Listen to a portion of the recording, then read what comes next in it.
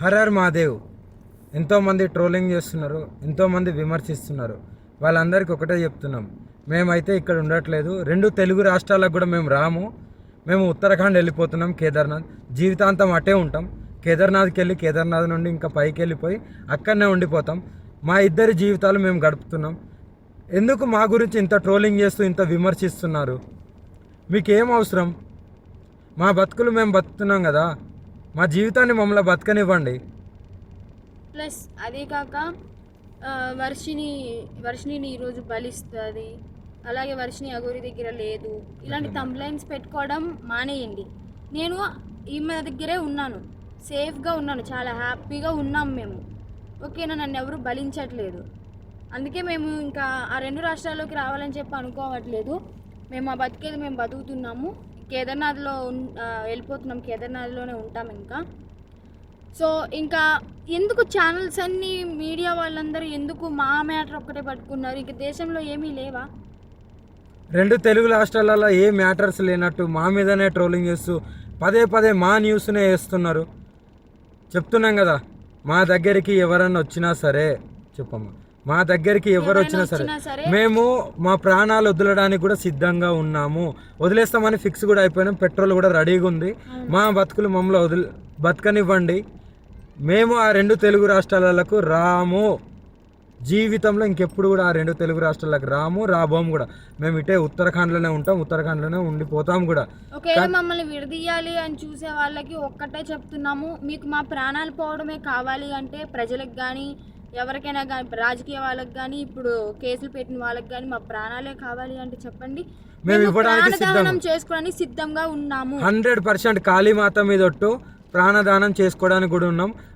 ఇప్పుడు మేము ఎప్పుడైతే మరణిస్తామో పెట్రోల్ పోసుకొని ఈ కార్తో సహా పోతాం కదా, అప్పుడు కూడా మళ్ళీ విమర్శించండి, అప్పుడు కూడా ట్రోలింగ్ చేసుకోండి. 2 ప్రాణాలు పోవడానికి, ప్రత్యేకంగా 2 ప్రాణాలు పోవడానికి ఎవరైతే ట్రోలింగ్ చేస్తున్నారో, ఎవరైతే విమర్శిస్తున్నారో, ఎవరైతే కేసులు పెడుతున్నారో, ఎవరైతే వ్యతిరేకంగా చూస్తున్నారో వాళ్ళందరికీ చెప్తున్నాము. దొంగ కేసులు పెట్టిన వాళ్ళకి కూడా చెప్తున్నాము, 2 ప్రాణాలు పోవడానికి మీరే కారణం.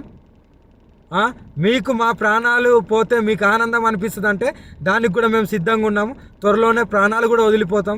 ఎవరైనా మమ్మల్ని పట్టుకోవడానికి వచ్చినా, మా దగ్గరికి వచ్చినా సరే మా ప్రాణాలు వదలడానికి సిద్ధం. అలాగే అసత్య వాక్యాలు చేసే వాళ్ళు కూడా చెప్తున్నాము, ఇది ఆపితే బాగుంటుంది. ట్రోలింగ్స్ కూడా ఆపితే బాగుంటుంది. నేను ఈమె దగ్గర సేఫ్గా ఉన్నాను, మా బతుకు మమ్మల్ని బతకనివ్వండి. మేము బతుకుతున్నాం కదా, మేము మీ రాష్ట్రాలలో కూడా రాము కదా, ఎందుకు మమ్మల్ని బతకనియట్లేదు మీరు? 2 ప్రాణాలు కోల్పోతున్నారు, చూసుకోండి, జాగ్రత్త. రేపటి రోజున మీ ఇంట్లో వాళ్ళు కూడా ఉంటారు. మీడియాలో ఇంకా ఘోరంగా మా గురించి ఏదన్నా వస్తే మేము ప్రాణదహనం అయితే చేసేస్తాము. మేము కూడా ఓపిక ఎంతవరకు ఉండాలో అంతవరకు ఉంటుంది. మేము కూడా సహించలేకపోతున్నాము. ఏంటి అసలు ఆ మాటలు ఏంటి, ఆ కంప్లైంట్స్ ఏంటి, వాళ్ళు మీడియా ముందుకు వచ్చి ప్రెస్ మీటింగ్లు పెట్టి వాళ్ళు మాట్లాడే మాటలు చాలా అంటే చాలా ఘోరంగా ఉన్నాయి. మీరు అనుకుంటున్నారేమో కానీ వాళ్ళు అలాగే అంటారు, చనిపోరని. 100% ఆ వీడియో కూడా మీకు పంపిస్తాను, ఎలా మరణిస్తున్నాం అనేది. ఎవరైనా సరే మమ్మల్ని ఇప్పటికి కూడా మా న్యూస్ ఆపకపోతే మా బతికేది మేము బతుకుతుంటాం కదా. అక్కడైతే లేం కదా 2 రాష్ట్రాల్లో, మీకు మా వల్లే ఇబ్బంది కదా. మేము అక్కడ లేం కదా మీ కళ్ళ ముందు, కానీ మేము రాము కదా, మీకు అదే కావాలి కదా. మేము రాము 2 రాష్ట్రాలల్లో, మేమేదో ఉత్తరాఖండ్కి వెళ్ళి బతుకుతాము. ఇప్పటికైనా ఆ యూట్యూబ్ వాళ్ళకి కానీ ఎవరికైనా కానీ చెప్పేది ఒకటే, మా న్యూస్లు ఆపేస్తే బాగుంటుంది. ఇంకా దేశంలో చాలా ఉపయోగపడే న్యూస్లు ఉన్నాయి, అవి చూపించండి. మాది ఒక్కటే కాదు కదా, ఇప్పటికైనా ఆపుతారని చెప్పి. 2 ప్రాణాలని తీసుకోవాలనుకుంటే ఇంకా చేసుకోండి. ఇంకా చూసి ఈ వారం రోజులలోనో ఇంకా ఈ 2-3 రోజులలోనో చూస్తాము, లేకుంటే డైరెక్ట్ దహనం అయిపోతాము.